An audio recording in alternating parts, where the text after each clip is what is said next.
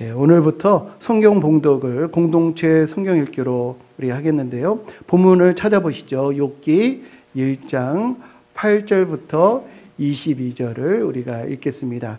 구약 성경 760쪽에 있습니다. 여호와께서 사탄에게 이르시되 네가 내 종 욥을 주의하여 보았느냐?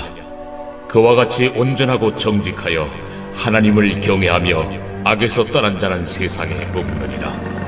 사탄이 여호와께 대답하여 이르되 욥이 어찌 까닭없이 하나님을 경외하리이까? 주께서 그와 그의 집과 그의 모든 소유물을 울타리로 두르신 때문이 아니니까. 주께서 그의 손으로 하는 바를 복되게 하사 그의 소유물이 땅에 넘치게 하셨음이니이다. 이제 주의 손을 펴서 그의 모든 소유물을 치소서. 그리하시면 틀림없이 주를 향하여 욕하지 않겠나이까? 여호와께서 사탄에게 이르시되 내가 그의 소유물을 다 내 손에 맡기노라. 다만 그의 몸에는 내 손을 대지 말지니라. 사탄이 곧 여호와 앞에서 물러가니라. 하루는 욥의 자녀들이 그 맏아들의 집에서 음식을 먹으며 포도주를 마실 때 사환이 욥에게 와서 아뢰되 소는 밭을 갈고 나귀는 그 곁에서 풀을 먹는데 스바 사람이 갑자기 이르러 그것들을 빼앗고 칼로 종들을 죽였나이다. 나만 홀로 피하였으므로 주인께 아뢰러 왔나이다. 그가 아직 말하는 동안에 또 한 사람이 와서 아뢰되 하나님의 불이 하늘에서 떨어져서 양과 종들을 살라버렸나이다. 나만 홀로 피하였으므로 주인께 아뢰러 왔나이다. 그가 아직 말하는 동안에 또 한 사람이 와서 아뢰되 갈대아 사람이 새무리를 지어 갑자기 낙타에게 달려들어 그것을 빼앗으며 칼로 종들을 죽였나이다.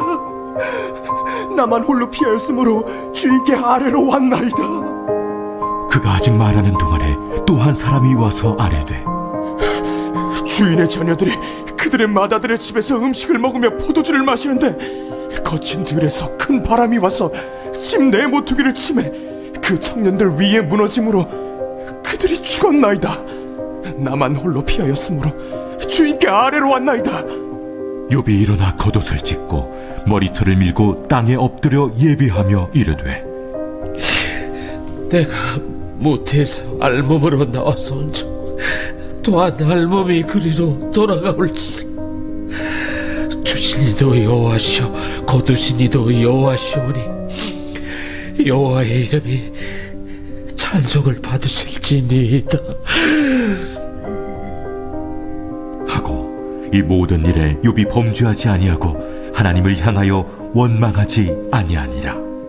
아멘. 우리 주변 분들과 인사 나누시겠습니다. 새해 복 많이 받으세요. 인사 나누시겠습니다. 한 번 더 인사 나누시겠습니다. 예수를 자랑합시다. 인사 나누시겠습니다. 네. 오늘은 새해 첫 예배고요. 153 주일로 지키고 있습니다. 2004년 12월 26일에 동남아시아 인도양에서 강력한 해양 지진이 일어났습니다. 그래서 쓰나미가 14국가를 휩쓸게 되었는데 그때 희생자가 23만 명이나 돼요. 23만 명. 그냥 한시의 물로 씻겨 나간 겁니다. 그때 일로 한국 사람도 70명이 사망하거나 실종당하게 되었는데 그런데 이 일에 대해서 어느 대형 교회의 목회자가 주일 설교에서 그 일을 하나님의 심판으로 해석을 한 적이 있었어요. 또 어느 목회자들은 성탄절 때 예배 안 드리고 해외 여행을 갔기 때문이다 라고 얘기를 해서 피해자 가족들에게 큰 상처를 준 적이 있었습니다. 그런데 최근 목사라는 타이틀을 가지고 있는 사람이 무안의 제주 항공 참사에 대해서 이런 얘기를 했어요. 영적으로 보면 돌아가신 분들에게는 죄송한 얘기지만 이게 전부 세상 권세를 잡은 사탄 때문이다. 물론 하나님이 사탄에게 허락한 것이다 라고 하는 발언을 했어요. 이것을 그냥 개인의 막말이다, 개인의 주장이다 라고 취급을 할 수 없는 것이, 이것이 반대쪽에서 막 퍼날라서 많은 사람들이 이것을 접해가지고 충격과 혐오를 갖게 됐어요. 저는 이런 것들로 교회를 떠난 우리 자녀들이 그래 내가 교회 잘 떠났지, 신앙생활 떠난 건 참 잘한 거야, 이렇게 이유를 갖고 정당하다, 신앙 떠난 거 정당하다, 이런 마음을 갖게끔 하고 전도의 문을 막아버리는 너무도 나쁜 일이다라고 저는 생각을 합니다. 이 발언에 대해서 문제 제기를 하면요, 이분은요, 이거 성경에 있는 거야, 욥기에 있는 말씀이야, 하나님 말씀이야, 이렇게 반박을 할 것입니다. 그런데요, 성경 전체와 욥기의 핵심에서 비춰볼 때 이런 발언은요, 막말에 가까운 이 핵심을 아주 지나치게 이 단순화시킨 오류고 잘못이다라고 할 수가 있겠어요. 이 욥기서가요, 내용이 많은 성경입니다. 1장부터 42장까지 있어요. 근데 사탄이 등장하는 것은 1장과 2장이 고작입니다. 3장부터 42장까지는 욥의 세 친구가 등장을 해서 인생의 고난과 고통에 대해서 끝없는 토론을 해요. 지루하디 지루한 논쟁을 이어갑니다. 그 논쟁의 주제는 왜 욥에게 하나님이 고난을 주셨는가라고 하는 것인데, 이것은 한 개인의 문제가 아니고요, 인생 전체에 대한 이 문제고 주제입니다.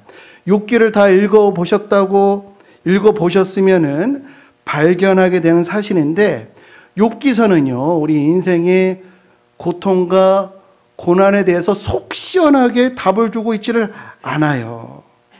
이 욥의 세 친구들은요, 이 참사의 진상을 규명해 보겠다, 고난과 고통의 원인이 무엇인가 아주 집요하게 파고들고 있지만, 이에 대해서 성경은요, 답답하리만큼 직접적인 설명을 주고 있지를 않습니다. 다만 욥기 마지막 부분에서 이렇게 설명을 해요. 하나님이 하시는 일, 하나님의 주권, 그것은 인간의 이해를 초월한다라는 메시지를 전해주셔요. 그래서 욥기 38장 4절과 5절을 보면은 하나님이 욥에게 나타나서 이런 말씀하시는 거예요. 내가 땅에 기초를 놓을 때 너희가 어디 있었느냐? 너희가 깨달아 알았거든 말할지니라. 누가 그것의 도량법을 정했는지, 누가 그 줄을 그것의 위에 띄웠는지 내가 아느냐. 이런 하나님의 섭리와 경륜을 이 마주한 욥기가요, 마지막에 이렇게 고백을 합니다. 내가 죽게 되어 지금까지 귀로만 들었는데 이제는 눈으로 주를 배움나이다 라고 고백을 하고 욥기서가 마무리됩니다. 욥기서는요, 아무에게나 열려있는 책이 아니에요. 고난 속에서도 나의 하나님 부르짖는 자에게 비로소 열리는 책인 것입니다. 영국에 유명한 기독교 변증가가 있어요. C.S. 루이스 들어보셨을 것입니다. 그가 많은 이 기독교 사상을 다뤘는데, 그가 다뤘던 주제 중에 하나가 고통의 문제였어요. 이 책 그대로 고통의 문제를 그가 다루는데, 이 책에서는 인간의 고난과 고통에 대해서 이론적으로, 신학적으로 접근을 합니다. 그래서 왜 인간은 고통을 경험하는가, 이것을 해명하기 위해서 불교에서의 주장도 또 무신론적인 입장도 비교하면서 객관적으로 설명을 하려고, 이제 목차가 그런 객관적인 설명으로 채워지는 것을 볼 수가 있어요. 그런데 그의 삶 가운데 어느 날 아내가 암으로 죽게 됩니다. 그때 그 큰 충격을 받게 돼요. 암으로 고통 가운데 죽어가는 아내를 보게 됩니다. 그 일 이후에 다시 고난에 대해서 책을 쓰게 되는데, 그 책 제목이 헤아려 본 슬픔, 이렇게 번역되고 있는데, 업저브드 해서 관찰된 슬픔, 아내의 그 고통스러운 모습을 관찰하고 쓴 이 고통에 대한 주제입니다. 이전의 책에서는 이론적이고 분석적인 언어로 책을 썼다고 한다면 이 관찰된 슬픔이라고 하는 책에서는 깊은 슬픔, 무력감, 하나님에 대한 의문, 또 고뇌의 어조로 책을 써내려가는 것을 볼 수가 있어요. 그렇습니다. 애당초 우리 인간의 고난과 고통은요, 이론적으로 다룰 수 있는 주제가 아닌 것입니다. 이 타인의 고통은 더더욱 그러합니다. 요한복음 11장에 보면요, 누가 보면 잘못된 건데 요한복음 11장에 보면은 나사로가 죽어요. 그걸 보고 누이들이 또 나사로를 사랑했던 분들이 그 앞에서 다 웁니다. 그리고 유대인들이 우는 것을 보고 예수님이 너무 슬프셨어요. 그 고통과 그 슬픔과 공감하셨어요. 불쌍히 여기사 예수께서 눈물을 흘리시더라라고. 이것이 타인의 슬픔 앞에서 우리가 가져야 될 자세고 태도입니다. 공감하고 실질적인 도움을 주는 것. 지혜의 책 전도서에서 우리 삶 가운데 일어나는 모든 일들에 대해서 다음과 같이 말씀하십니다. 전도서 8장 17절에 또 내가 하나님의 모든 행사를 살펴보니 해 아래에서 행해지는 일을 사람이 능히 알아낼 수 없도다. 사람이 아무리 애써 알아보려고 할지라도 능히 알지 못하나니 비록 지혜자가 아노라 할지라도 능히 알아내지 못하리로다 라고 하나님이 하시는 일, 하나님의 주권, 인간의 이해를 초월한다는 거예요. 인간의 생각을 넘어선다는 것이에요. 그래서 함부로 안다고 말해서는 안 된다라는 것입니다. 그래서 전도서의 결론이 뭐냐? 전도서의 결론은 일의 결국을 다 들었으니 사람의 본분이 뭐냐면 하나님을 경외하고 그의 명령을 지킬지어다. 이것이 모든 사람의 본분이니라 라고 말씀하셨어요. 그러면서 14절에 하나님께서 모든 행위와 모든 은밀한 일을 선악간에 심판하시리라. 만일 하나님을 두려워하지 아니하고 하나님을 경외하지 아니하고 세상의 일을 하나님의 이름으로 함부로 말하고 함부로 판단하고 함부로 비난하면 하나님의 심판이 예비되어 있다라고 하는 경고를 우리가 들을 수가 있습니다. 하나님을 경외하는 것이 모든 사람의 본분인 것을 우리 깨달으시기를 주님의 이름으로 축복합니다. 하나님을 경외한 이 대표적인 인물이 욥입니다. 욥은요 1장 1절에 보면은 그에 대해서 이렇게 소개하고 있어요. 온전하고 정직하고 악을 멀리한 사람이더라. 이것은요 사람의 평가가 아니에요. 하나님의 인정입니다. 오늘 읽은 본문을 보시면요, 그와 같은 이가 세상에 없느니라. 내가 전 세계를 다 다녀봤는데 욥과 같은 사람이 없어 라고 합니다. 그때 사탄이 뭐라고 말하냐면, 아이고 욥이 까닭 없이 하나님을 경외하겠습니까? 한마디로 등 따뜻하고 배부르니까 하나님을 경외하는 척 하는 겁니다. 하나님께서 특별 대우해 주시니까 그런 거 아니겠습니까? 그가 가진 거, 그가 누리는 거 다 빼앗아 보십시오. 그럼에도 당신을 경외할까요? 라고 사탄이 접근을 합니다. 그러면서 사탄이 뭐라고 얘기하냐면요, 만약에 그의 모든 소유물을 치소서, 그리하면 틀림없이 하나님을 욕할 것입니다. 그의 것을 빼앗으면 틀림없이 하나님을 원망할 것입니다. 이것은요 하나님에 대한 정면 도전이에요. 당신께서 창조한 인간, 그 존재는 애당초 당신을 진실하게 사랑할 수 없는 존재예요. 인간은 다 조건적인 사랑을 합니다. 돈 보고 사랑하고 직업 보고 접근하고 재산 보고 사랑의 정도가 달라지는 존재가 인간입니다. 당신이 인간을 창조하셔서 진실한 사랑의 관계를 맺으시려고 하셨는데 애당초 그것이 가능하지 않은 존재가 인간이에요. 당신이 창조한 인간 잘해줬기 때문에 당신에게 경배하는 것이지, 만약에 주신 것을 빼앗으면 당신을 배반할 것입니다 라고 하는 사탄의 도전과 도발이 욥기에 담겨져 있는 것입니다. 이에 대해서 하나님이 허락해 주시는데, 그 허락해 주신다는 것이 무엇인지 우리가 깊게 상고해 봐야 하는데요. 우리가요, 상상력을 동원해서 우리 본문 이전에 어떤 일이 있었을지 한번 상상의 날개를 펼쳐볼 필요가 있습니다.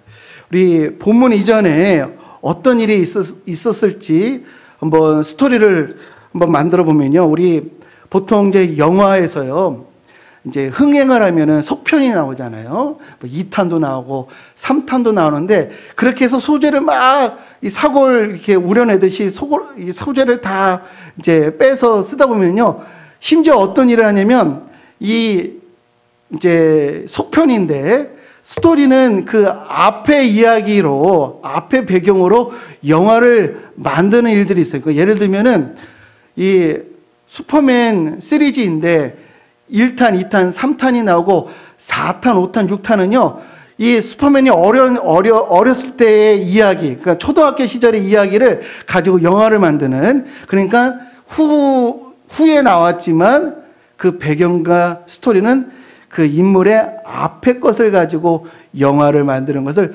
프리퀄이라고 하는데, 우리가 본문에서 욥이 부자이고 훌륭할 때의 그 스토리가 나와 있잖아요. 한번 생각해 보자는 것이죠.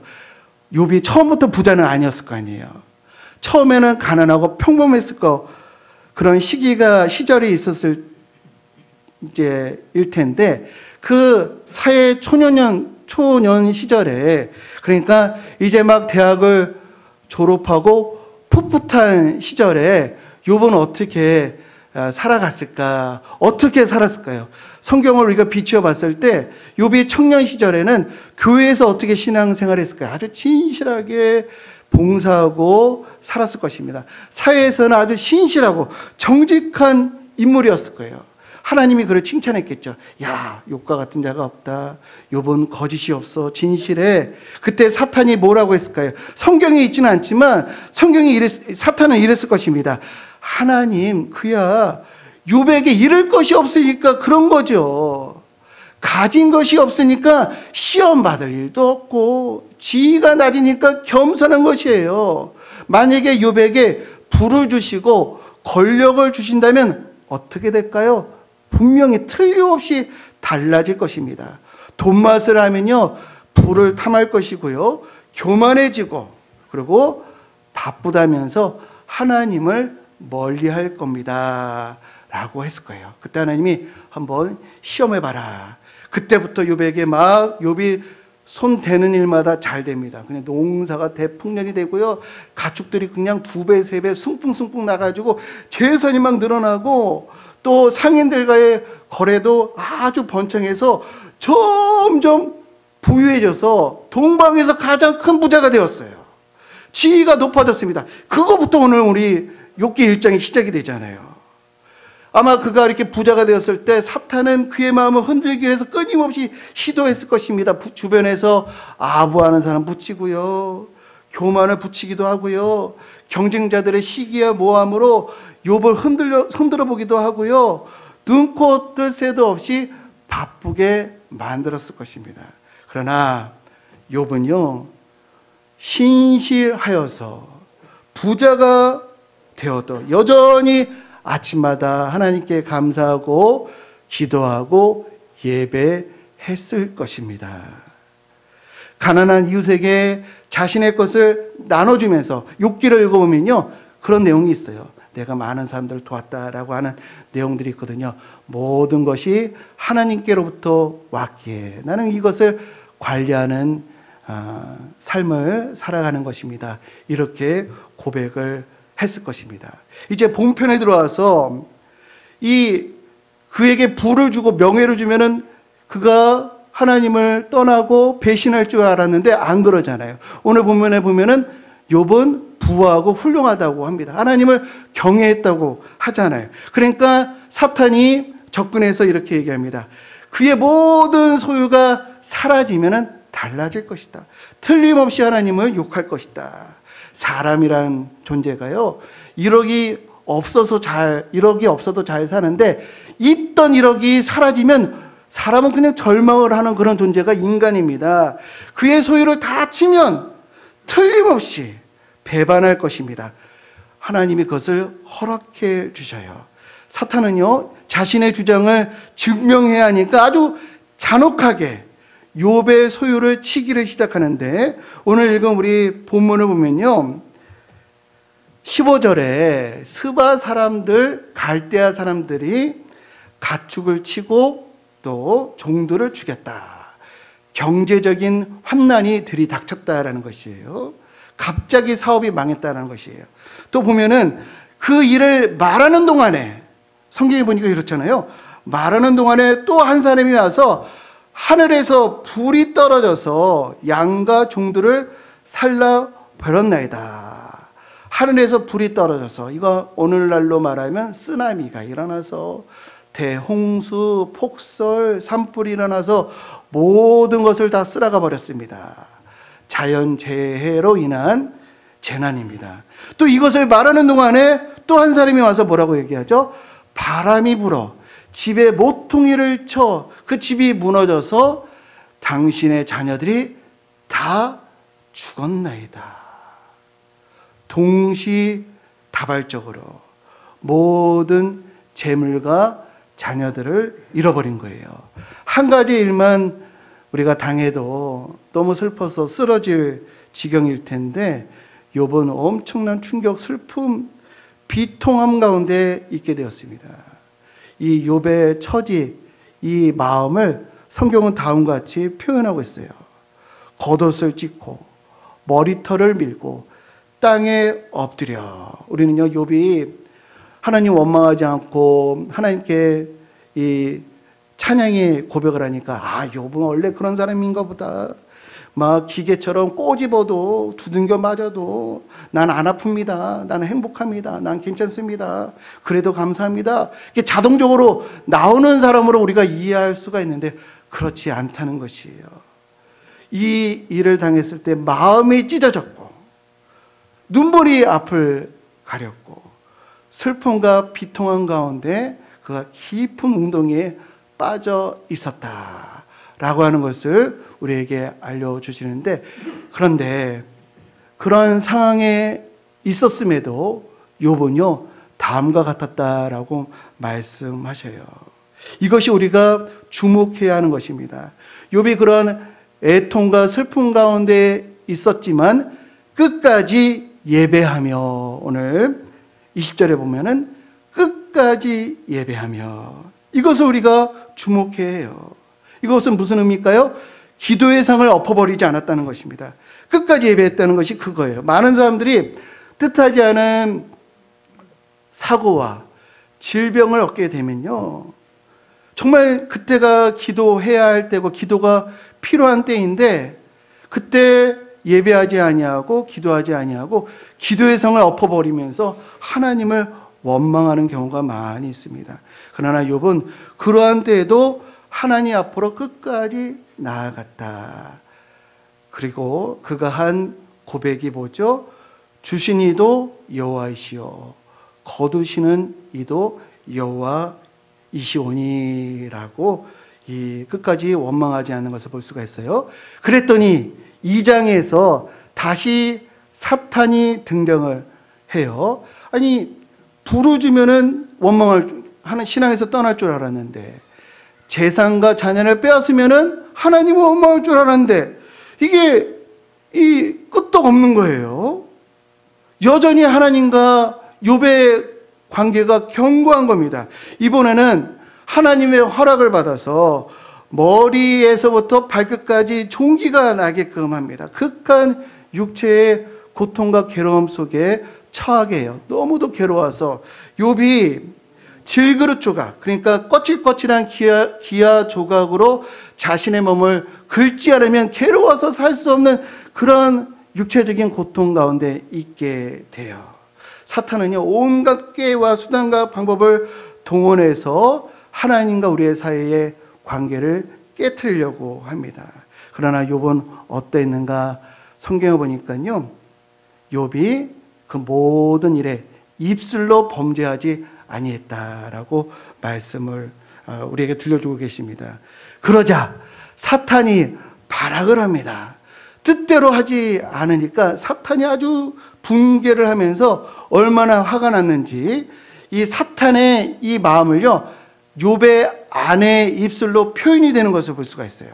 그래서 오늘 성경에 보면은 이렇게 얘기합니다. 2장에 있는 것인데, 아니 당신은 이런 상황과 몸이 이 지경이 되었는데도 끝까지 하나님을 예배하느냐? 이 양반아, 하나님 욕하고 죽어. 이 답답아. 하나님 욕하고 죽으라고. 막 사탄이요, 자신의 뜻대로 욥이 움직이지 않으니까 화가 나가지고 멱살을 잡고, 이 사람아, 이렇게 되는데도 하나님 원망하지 않는 거야. 이 멍청아, 욕하고 죽어. 하나님 욕하고 죽으란 말이야.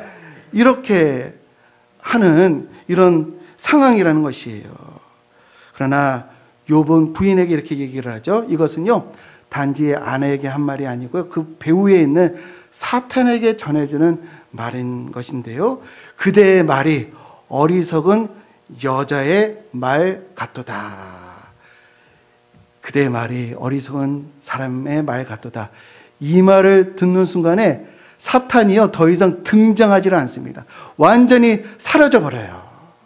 이걸 뭘 의미하느냐면, 하나님을 경외하는 신앙 앞에서는요, 사탄이 할 수 있는 일이 아무것도 없다는 것을 우리에게 알려주시는 줄로 믿습니다. 우리 욥기에서 어떤 메시지를 얻어야 할까요? 많은 이들이 성공이 찾아오면요, 주일 예배를 경시합니다. 가볍게 여겨요. 일정이 너무 많다, 바쁘다라고 하는 이유로 예배를 빠집니다. 기도, 요즘 너무 피곤하다라고 해서 기도를 멀리합니다. 성경을 읽는 시간에 나 사업 구상해야 된다. 사업 구상하는 것이, 이 시간을 그렇게 활용하는 것이 내게 유익이다. 이런 생각을 가지고 있어요. 신앙이 점점 뒷전으로 미뤄집니다. 성공할 때요, 우리에게 부와 또 명예가 찾아올 때 그렇게 됩니다. 믿음을 경시합니다. 모든 것이 자신의 힘으로 이룬 것처럼 자랑하면서 하나님의 은혜를 점점 잃어버리게 됩니다. 그런데 어느 날 갑작스럽게 경제적인 위기, 건강의 위기가 찾아오면은 하나님을 또 그때는 떠올려요.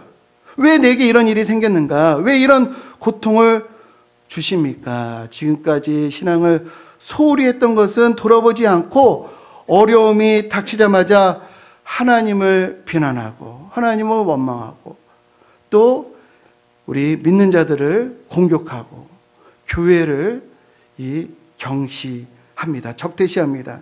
많은 사람들이 삶의 성공 속에서는 하나님을 우선순위 제일 끝으로 보내고 신앙생활은 할 것 다 하고 여유 있을 때 찌끄러기 같은 거 그것을 하나님께 드리고 실패와 고난 속에서는 하나님을 원망하는 모습을 갖는다라는 것입니다. 그러나 욥은 끝까지 하나님을 경외하고 하나님을 예배했어요. 우리 성도님들, 고난은요 누구에게나 다 닥칠 수가 있는 것입니다. 이 무한 이 사태를 보면서 나도 비행기 타는데 우리 자녀들도 비행기 타고 여행 다니는데 누구에게나도 일어날 수 있는 일이, 나에게도 일어날 수 있는 일이 그들에게 있었구나, 이렇게 우리가 생각할 수밖에 없습니다. 고난은요 삶의 일부예요. 모든 사람에게 닥칠 수 있는 것입니다. 그러나 다른 것은요, 하나님을 경외하는 자에게는 고난이 연단이 될 수 있다는 것입니다. 오늘 우리가 붙들어야 될 교훈이 무엇인가? 예레미야서 29장 11절에 이렇게 말씀하셔요. 재앙은 나의 뜻이 아니다. 너희들을 향한 나의 생각은 평안이고 미래와 희망을 주는 것이다. 그러면 왜 재앙이 있고 비극이 있습니까? 성경에 의하면요, 우리 인생의 비참함은 타락 때문에 그렇다는 것이에요. 타인의 죄, 자신의 범죄, 또 세상의 타락으로 누구나 고난을 당할 수가 있습니다. 그러나 죄로부터, 고난으로부터, 파멸적인 운명에서부터 우리를 구원해 내시기 위해서 독생자 예수 그리스도께서 우리 삶 가운데 찾아오셨다라고 하는 것을 우리 믿으시기를 주님의 이름으로 축복합니다. 언제든지 고난을 당할 수가 있으나 우리가 소망을 가질 수 있는 이유는 고통에는 반드시 끝이 있고요. 예수 그리스도께서 죄와 사망에서부터 이기셨기 때문에 우리가 고난 가운데서도 소망을 가질 수 있는 줄로 믿습니다. 이 말씀 우리 한번 같이 읽어보시겠습니다. 야고보서 5장 11절 말씀 시작. 보라, 인내하는 자를 우리가 복되다 하나니 너희가 욥의 인내를 들었고 주께서 주신 결말을 보았거니와 주는 가장 자비하시고 긍휼히 여기는 자신이라. 하나님 우리의 연약함을 아시고 동정하지 못하시는 분이 아니시다라고 말씀하고 계십니다. 또 요한복음 보면은 너희는 근심하지 말라라고 말씀하시면서 내가 너희들이 거할 처소를 예비하러 가노라라고 말씀하고 계셔. 이 땅에서 우리가 고난을 만날 수가 있지만 그 고난에서부터 우리를 구원해 내시기 위해서 우리 영원한 하나님의 나라를 예비하신다라는 것입니다. 거기에는 사망이 없고 애통하는 것이나 곡하는 것이나 아픈 것이 다시 있지 않는다라고 말씀하셨는데요. 고난에서부터의 승리, 궁극적인 승리, 고난을 우리가 만난다 할지라도 우리의 삶의 본질적인 의미를 발견하고 또 새롭게 사명을 우리가 깨달을 수 있도록 하시기 위해서 누구나 이 믿는 자나 믿지 않는 자나 의로운 자나 불의한 자나 누구나 고난을 만날 수가 있는데 그 고난으로부터 우리를 보호하고 고난을 만나서도 우리를 구원으로 인도하고 또 우리를 진리로 인도하시기 위해서 우리 인생들에게 하나님을 경외하라 라고 우리에게 이 메시지, 이 명령을 우리에게 주셨음을 우리 깨닫는 저와 우리 모든 성도님들 되시기를 주님의 이름으로 축복합니다. 사랑이 여기 있으니 우리가 하나님을 사랑한 것이 아니요 하나님이 우리를 사랑하사 우리가 하나님의 사랑을 알고 입었기 때문에 우리도 하나님을 사랑할 수 있게 되는 줄로 믿습니다. 하나님의 사랑 안에서 우리가 넉넉히 이기느니라 라는 말씀처럼 하나님을 경외하고 하나님을 사랑함으로 어떤 시련과 어떤 어려움이 있다 할지라도 궁극적인 승리를 이뤄내시는 우리 복된 성도님들 모두 되시기를 주님의 이름으로 축원드립니다. 이 시간에 우리 함께 오늘 주신 말씀을 우리 풀어내는 우리 찬양 함께 하겠습니다. 내가 내 평생에 예수님을 만난 것이 또 예수님을 경외하는 것이 가장 복된 것입니다 라는 고백의 찬양입니다. 나의 평생에 가장 복된 일은 예수님을 만난 것이라. 나의 평생에 가장 잘한 내가 예수를 주로 섬긴 것이라. 예수님을 주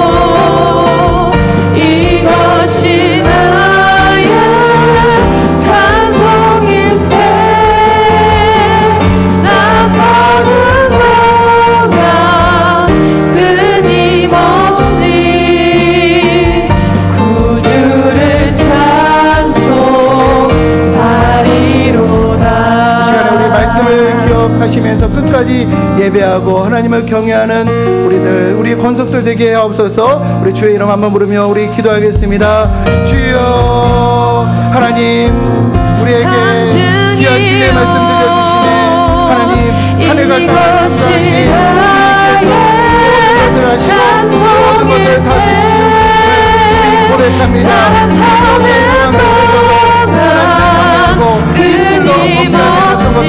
우리도 하나님의 향한 믿음이 흔들리지 않고 하나님 아버지 평범하게 갈 수 있도록 인도하여 주옵소서. 욥이 모든 것을 잃어버려도 주시는 여호와시여 여호와시니라고 하나님 끝까지 그가 별로 범죄하지 아니하고 고백했듯이 우리 삶속에서도 주님의 이름을 높이며 경외하게 할 수 있도록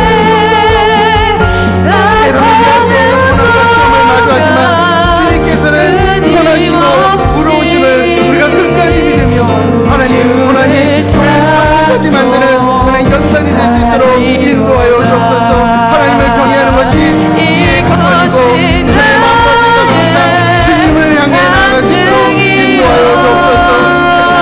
시련 속에서도 하나님만을 바라보며 주님의 삶을 살게 고난 속에서도 주님을 찬양했던 유대 믿음을 본받아 저희가 하나님을 경외하고 끝까지 하나님 앞에 나아가는 자녀 되게 하여 주옵소서.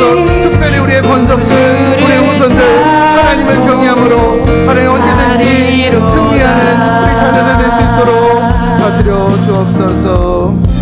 이제는 길과 진리의 생명 되시는 우리 주 예수 그리스도의 구속의 은혜와 하나님 아버지의 지극하신 사랑하심과 성령님의 능력과 교통하심이 하나님을 경외하여 내 삶에 내 가정에 구원과 지혜와 지식이 풍성하게 하리라 결단하며 곳곳으로 흩어져가는 당신의 사랑하는 백성들의 가정과 일터 위에 이제부터 영원토록 함께 하시기를 간절히 축원하옵나이다.